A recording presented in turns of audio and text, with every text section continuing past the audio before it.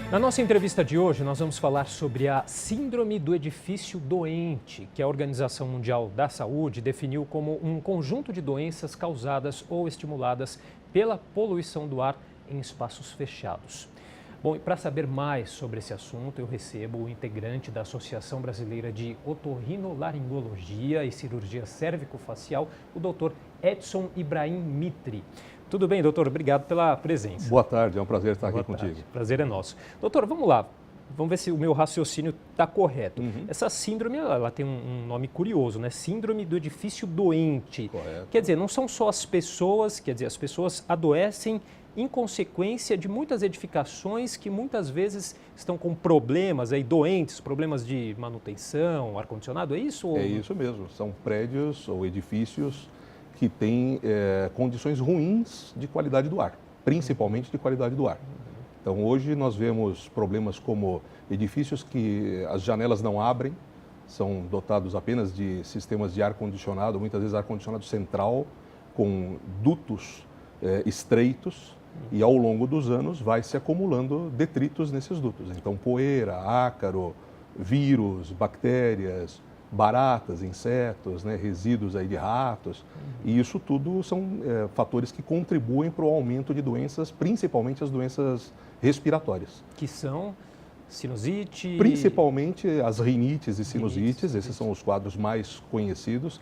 Apesar de todo mundo confundir as duas coisas, são doenças diferentes, mas também os quadros de bronquite, de asma, até mesmo pneumonia, né? Então as doenças respiratórias, de uma forma geral, são bastante frequentes por esse tipo de situação. As pessoas fazem essa confusão entre a rinite e a sinusite.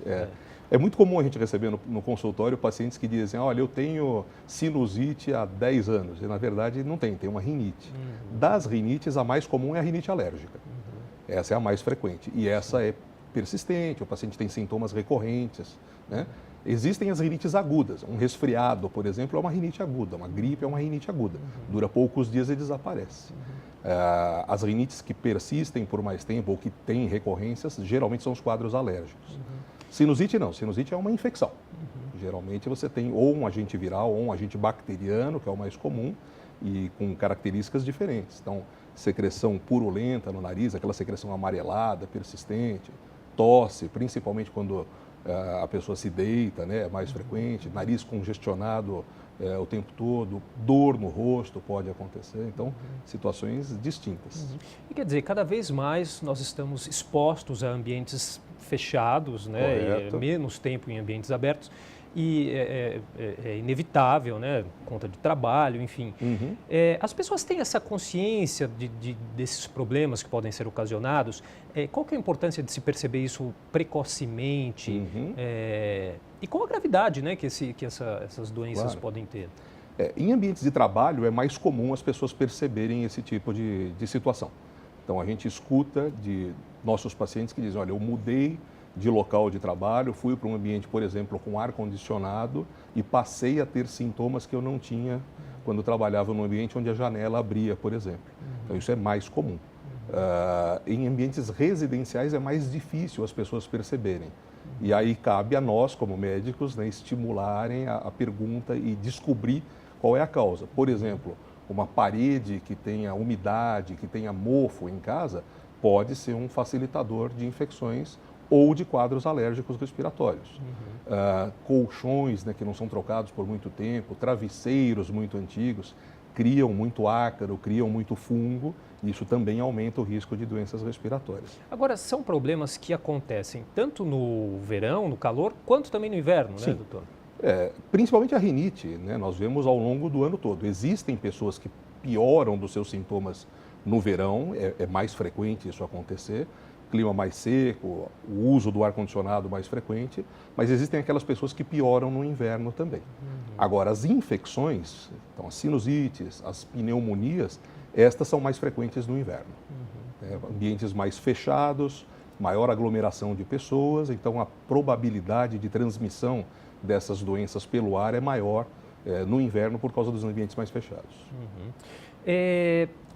Quem que está mais, quem corre mais risco, né, a contrair essas doenças? Crianças, idosos? De uma forma geral, as crianças e os idosos são mais vulneráveis, não só às doenças respiratórias, mas a muitas outras também.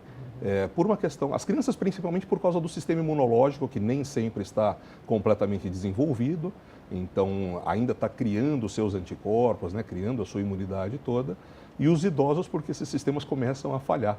Claro que isso depende também do estilo de vida da pessoa, do ambiente em que vive, então tudo isso interfere. Mas em geral, crianças e idosos são mais susceptíveis a esses quadros, principalmente os infecciosos. Tem as questões também dos transportes públicos, né? Às vezes no Sim. ônibus a janela está aberta, mas quando chove, às vezes fica ali a janela fechada, as pessoas ficam ali expostas àquele ambiente fechado, também é um agravante. Não só nos dias de chuva, né? Mas a tendência hoje com, por exemplo, climas como nós temos hoje, calor excessivo, a tendência dos automóveis e dos transportes coletivos terem ar-condicionado, janelas fechadas, então maior concentração de partículas. E mais uma vez, como eu disse, nem sempre os dutos de ar-condicionado ou mesmo os filtros do ar-condicionado são limpos. Muitas vezes aquele equipamento está ali funcionando há anos sem que ninguém faça a manutenção correta. Então é importante ter esse cuidado. Um outro fator que agrava também em ambientes de ar-condicionado é que o ar fica muito seco. E o ar seco para a via respiratória, isso desde o nariz, faringe, laringe e pulmões, é muito prejudicial. Quando o ar está muito seco, os mecanismos de autolimpeza, vamos dizer assim, do revestimento dessas cavidades nasais e sinusais, fica prejudicado, fica mais lentificado. Então, a retenção dessas partículas bacterianas, virais, ou mesmo de ácaro, de poeira, que vão causar quadros alérgicos, fica muito mais evidente. Mas aí, doutor, devido a esse quadro, qual que é a solução? Tem uma solução, algumas dicas para as pessoas tentarem se prevenir um pouco? Sim, a primeira, talvez mais importante de todas, se você está num ambiente de ar-condicionado, os sistemas precisam ser corrigidos, precisam ser limpos periodicamente. Então, a manutenção dos aparelhos de ar-condicionado é algo muito importante.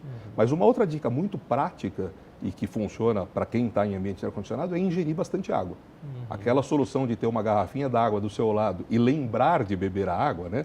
Quer dizer, não deixar a garrafa ali o dia inteiro, mas lembrar de ingerir água ao longo do dia, isso ajuda muito, porque você vai reidratando a mucosa das vias respiratórias e essa água está sendo perdida no ambiente de ar-condicionado. Então, isso ajuda muito. Tá certo. Em casa, medidas como trocar a roupa de cama com bastante frequência, eventualmente colocar o travesseiro no sol, se puder colocar o colchão no sol de vez em quando, também ajuda bastante, diminui o risco de alergias respiratórias principalmente. Tá certo. Muito obrigado pela participação. Conversei aqui hoje com o doutor Edson Ibrahim Mitri, que é integrante da Associação Brasileira de Otorrinolaringologia e Cirurgia Cérvico-Facial. Doutor, foi um prazer. O prazer é todo meu. Muito obrigado.